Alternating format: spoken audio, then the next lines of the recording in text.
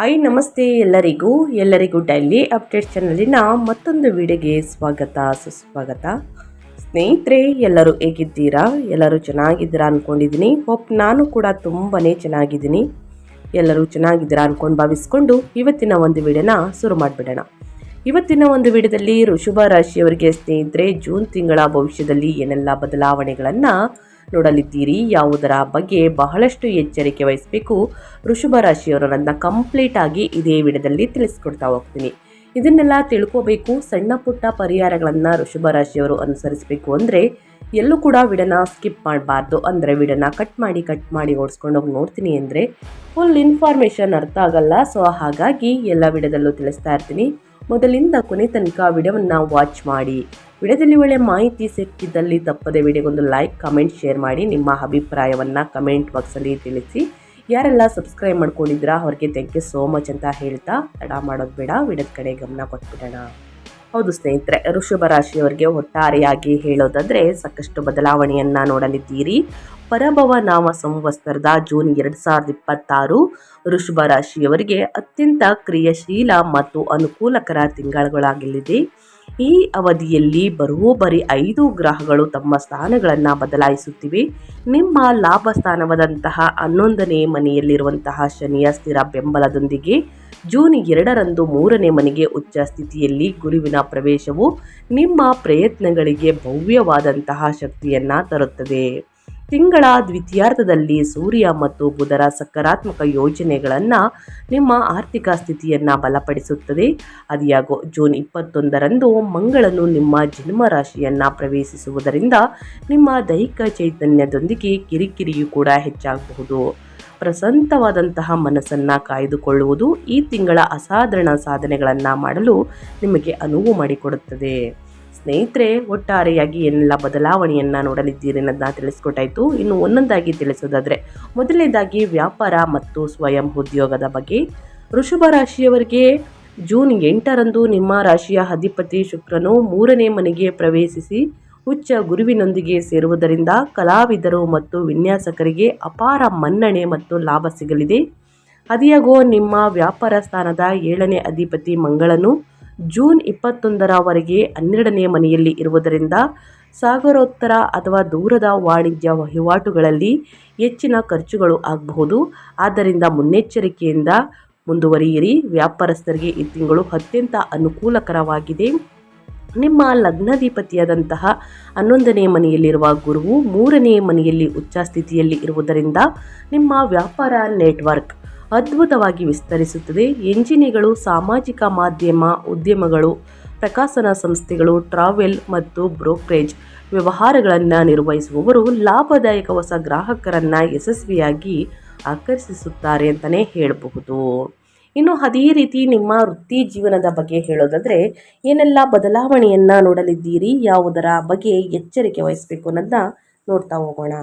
ಸ್ನೇಹಿತರೆ, ಲಾಭದ ಸ್ಥಾನವಾದಂತಹ 11ನೇ ಮನೆಯಲ್ಲಿ ಬಲವಾಗಿ ನಿಂತಿರುವಂತಹ ನಿಮ್ಮ ವೃತ್ತಿ ಅಧಿಪತಿ ಶನಿಯು ನಿಮಗೆ ಶಕ್ತಿಯುತ ರಕ್ಷಣಾ ಕವಚವಾಗಿ ಕಾರ್ಯನಿರ್ವಹಿಸುತ್ತಾರೆ.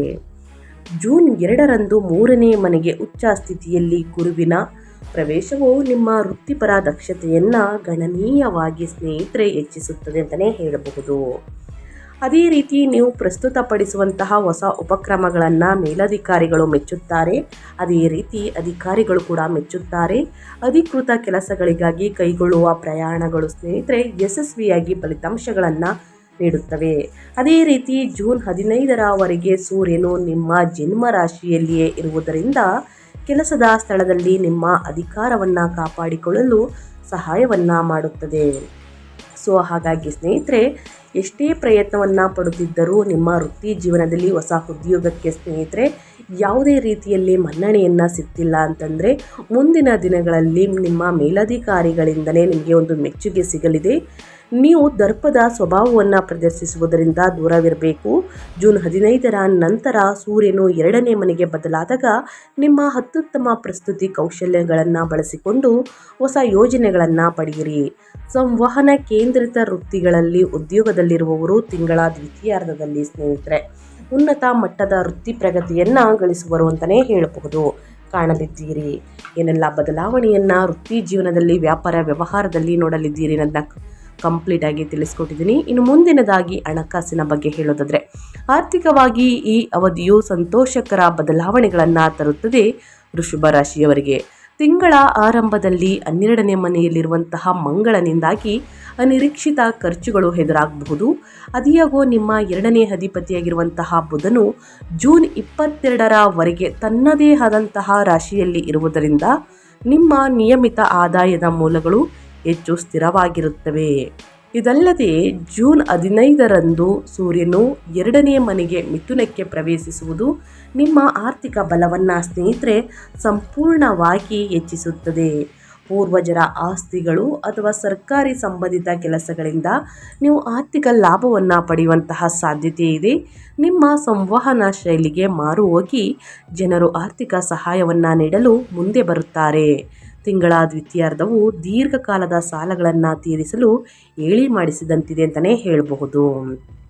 ಇನ್ನು ಅದೇ ರೀತಿ ನಿಮ್ಮ ಹೆಲ್ತ್ ಬಗ್ಗೆ ಹೇಳೋದಾದರೆ ಏನೆಲ್ಲ ಬದಲಾವಣೆಯನ್ನು ನೋಡಲಿದ್ದೀರಿ ಅಂದರೆ, ಈ ತಿಂಗಳು ಆರೋಗ್ಯದ ವಿಚಾರದಲ್ಲಿ 2 ವಿಭಿನ್ನ ಹಂತಗಳನ್ನು ನೋಡಲಿದ್ದೀರಿ. ಜೂನ್ 21ರವರೆಗೆ ನಿಮ್ಮ 12ನೇ ಮನೆಯಲ್ಲಿರುವ ಮಂಗಳನ ಸಂಚಾರವು ನಿದ್ರಾಹೀನತೆ, ಆಯಾಸ ಅಥವಾ ಪಾದಗಳು ಅಥವಾ ಕಣಕಾಲುಗಳಿಗೆ ಸಂಬಂಧಿಸಿದ ನೋವುಗಳಿಗೆ ಕಾರಣವಾಗಬಹುದು.